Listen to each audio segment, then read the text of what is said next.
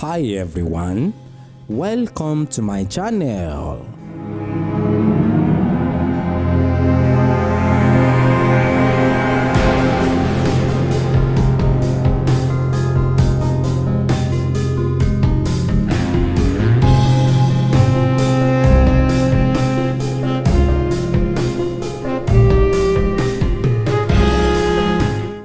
Sísọ ní mọ́ra gbá ni o, kò ṣe inú kọjọ́ kan mi balẹ̀.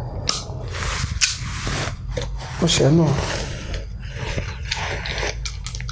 Ifá balẹ̀ o. Àdúrà ṣe o, Ifá Olódùmarè kó ṣe o.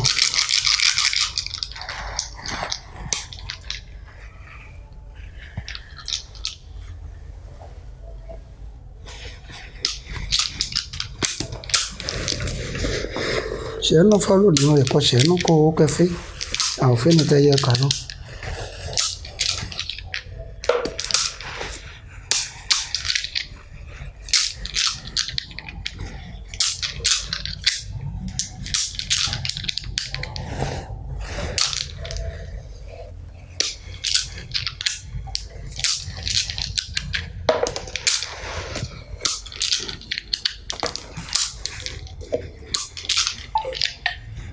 Ifá Olódùmarè kó mọ̀ ṣòbéèrè o, kó o kẹjọra o. Kó ṣe inú òdu ẹ̀dẹ̀ lílo kó jíbọ̀ rẹ̀ ṣàpèrò.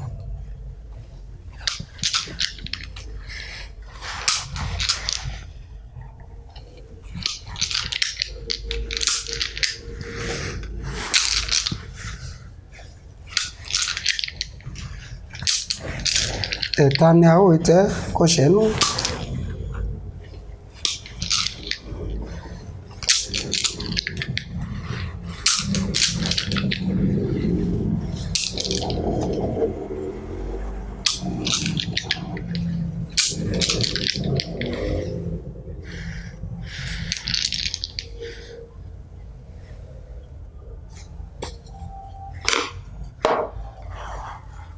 Ọ̀hánì ìtura kó ṣe inú Fá. Ṣe inú Fá Olódùmarè.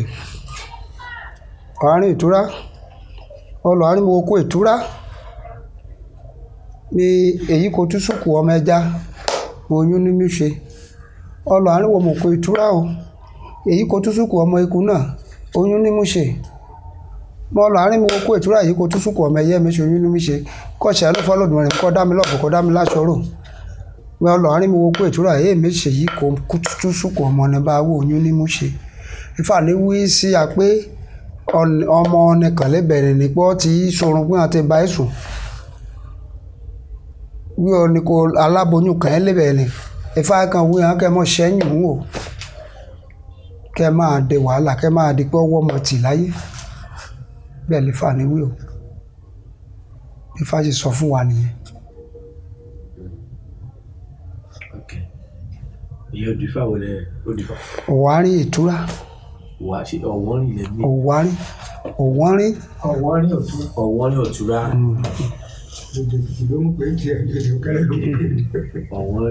Ọ̀wárí ìtura.